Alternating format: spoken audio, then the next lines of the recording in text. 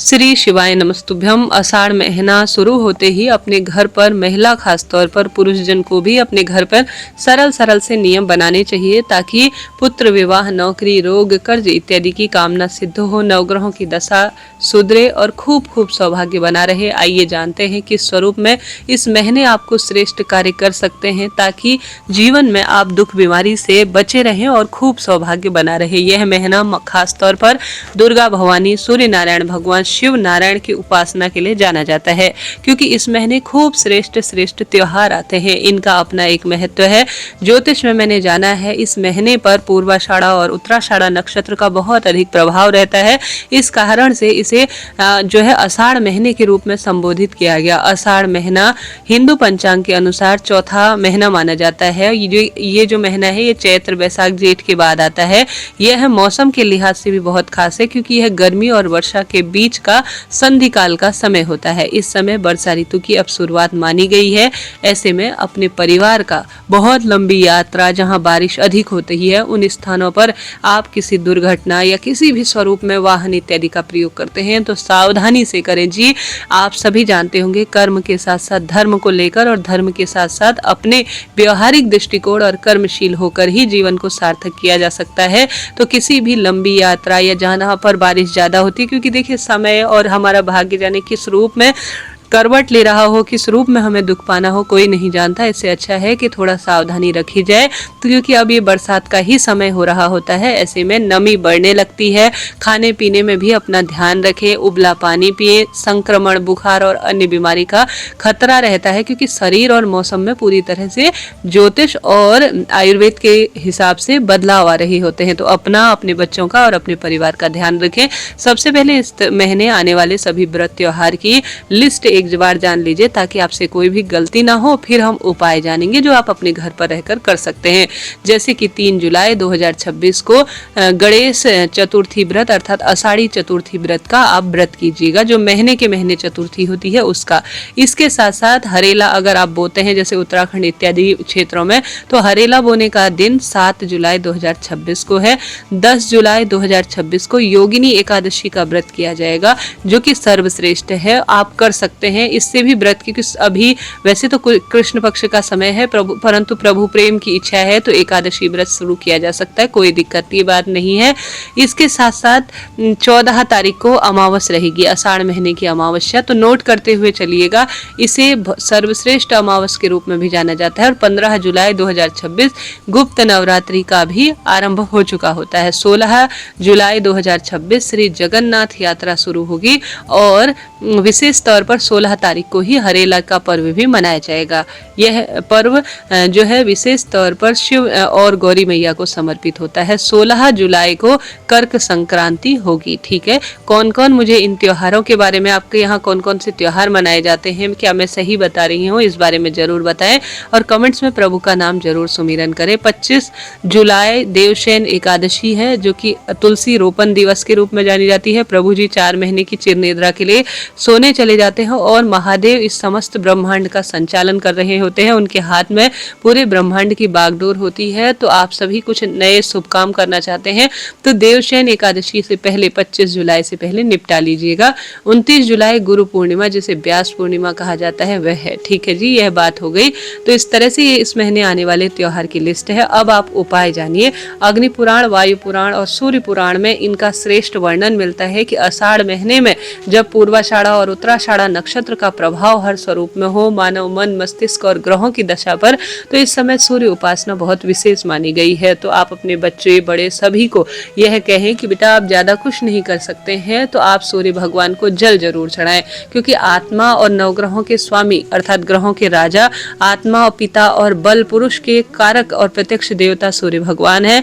रोज जब भी आपको समय मिले, जिस भी स्वरूप में आपकी दिनचर्या रहती है, उस स्वरूप में उठकर जल के लोटे में लाल पुष्प और और जो लाल चंदन होता है आसानी से घर में होता है, ओम घृणी सूर्याय नमः या सूर्य देवाय नमो नमः कहते हुए, या सूर्य भगवान के आपको 12 नाम आते हैं तो उनके साथ आप सूर्य भगवान को जल तो जरूर ही चढ़ाइएगा। तो ये काम तो सभी को करना है। इसके साथ साथ आप सभी इस महीने विशेष तुलसी पूजा करें। अब हल्का हल्का मौसम में नमी होने लगी है, तुलसी पूजा जिस घर में नित्य प्रतिदिन होती है और विशेष 3 दीपक जलाए जाते हैं, उस घर का कभी भी किसी भी स्वरूप में अकारण काल प्रवेश नहीं करता और खूब खुशियां बनी रहती है। तो ध्यान से सुने और कौन से उपाय आप कर सकते हैं। इस महीने आप ज्यादा कुछ भी नहीं कर सकते हैं, अपने घर पर रहकर महिला पुरुष और घर के कई सुंदर स्वरूप में इन नियमों को आप बना लीजिए। सबसे पहले सूर्य उपासना करनी है, उसके बाद आपको विशेष तुलसी पूजा करनी है। जैसे कि तुलसी माता हर द्वार पर लहलहानी हुई अवस्था में होनी चाहिए और उनमें रोज दीप दान होना चाहिए। अब आप तुलसी में थोड़ा सा धूप इत्यादि से उनका बचाव कीजिए और बहुत अधिक बरसात की भी अब तुलसी को आवश्यकता नहीं है। तुलसी रोपित भी आप इस महीने बहुत सुंदर तरीके से करते हैं। जैसे कहीं सूख सी गई है तो अब मौसम करवट ले चुका है, बड़ी आसानी से तुलसी रोपित हो जाती है। नए पेड़ पौधे भी आषाढ़ महीने में खूब सुंदर तरीके से लगा सकते हैं, क्योंकि अब आगे बरसात आएगी, आपके द्वारा लगाए गए पेड़ पौधे खूब फलेंगे और फूलेंगे। तुलसी में रोज नित्य नियम से अब आपको सुंदर और श्रेष्ठ रूप में बहुत अधिक जल नहीं चढ़ाना है। एक एकादशी और एक रविवार, इन दोनों तिथि पर आप तुलसी में जल ना चढ़ाएं और रोज तुलसी में जल चढ़ाना है। एकादशी हो गया, अष्टमी और सूर्य ग्रहण, या जिस दिन रविवार हो और जिस दिन आपका उपवास हो, और शाम को 5 बजे बाद तुलसी की पत्ती ना टूटे और सुबह शाम रोज दीपदान द्वार पर करना है। प्रथम, दूसरा तुलसी माता, तीसरा दीपक आपको रोज अपने घर की रसोई में लगाना है। आप भले मासिक धर्म की स्थिति में हैं तो यह कार्य अपने पति बच्चों को सौंपिए, परंतु 3 दीपक आपको रोज लगाने हैं। चाहे तो आप 4 दीपक लगा सकते हैं एक पितरों के नाम से, परंतु 3 दीपक रोज आप नियम से लगाइए। सूर्य उपासना, तुलसी विशेष पूजा और यह 3 दीपक, और रोज नियमबद्ध तरीके से अपने घर पर श्री नारायण की उपासना। जिसने श्री नारायण की उपासना और महादेव और दुर्गा मैया की इस महीने इन पंच देवी देवताओं की उपासना कर ली, समझ लीजिए उसने सब कुछ प्राप्त कर लिया। इस महीने आने वाले श्रेष्ठ दिनों का आप व्रत करें। जैसे कि इस महीने विशेष तौर पर प्रदोष व्रत आप करें, एकादशी व्रत करें, अमावस और पूर्णिमा के विशेष व्रत करें। यह बहुत शुभ व्रत माने जाते हैं। ज्यादा नहीं कर सकते तो धर्म के साथ साथ इन व्रतों को सुंदर रूप में कर्म के रूप में, कर्म और धर्म दोनों से प्रचारित होते हैं। जो व्रत करता है, 3 दीपदान करता है, तुलसी पूजा, सूर्य उपासना करता है और महादेव के निमित्त विशेष पूजन अर्चन का विधान है। इस महीने श्री नारायण के ओम नमो भगवते वासुदेवाय, श्री शिवाय नमस्तुभ्यम महामंत्रों का जप करें। अपने घर पर रोज तुलसी की लकड़ी का दीपदान करें। विशेष तिथि पर, जब विशेष जो दिन होते हैं जैसे कि जगन्नाथ भगवान के महारथ उत्सव या अन्य एकादशी पर, तुलसी की लकड़ी को घिसकर हरिचंदन बनाकर प्रभु जी की सेवा करें।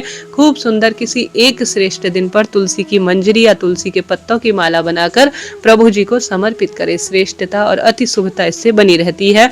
महादेव के शिवलिंग पर विशेष दिन बार के अनुसार जल चढ़ाएं। जैसे कि सोमवार के दिन आप सभी शिवलिंग पर जो जल चढ़ाएंगे उसमें कच्चा दूध, 108 चावल के दाने या सफेद पुष्प का प्रयोग करें। इससे शिवलिंग पर जल चढ़ाने थे आप सभी जो है चंद्रमा की स्थिति कुंडली में मजबूत कर सकते हैं और पुत्र सौभाग्य की वृद्धि होती है। मंगलवार के दिन शिवलिंग पर जल चढ़ाएंगे तो आप मसूर की दाल या लाल फूल, गुड़ का टुकड़ा प्रयोग करें।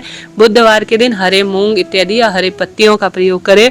गुरुवार के दिन आप पीले पुष्प इत्यादि, पीले चंदन, चने की दाल का शिवलिंग पर जल चढ़ाने के लोटे में प्रयोग करें। शुक्रवार के दिन आप एक नियम बांध लीजिए कि कमल गट्टा, लाल चंदन या लाल पुष्प के साथ शिवलिंग पर जल चढ़ाएंगे। शनिवार के दिन काली वस्तु जैसे काला तिल, लौंग, ये काली जो चीजें होती है उसे शिवलिंग पर जल चढ़ाएं।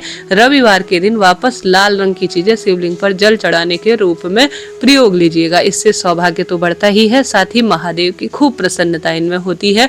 निर्धन जन की सेवा पूजा करें। जितना संभव हो आप मौसमी फल और जो भी आपसे बन पड़े जैसे गुड़ इत्यादि दान करना, गौ सेवा दान करना।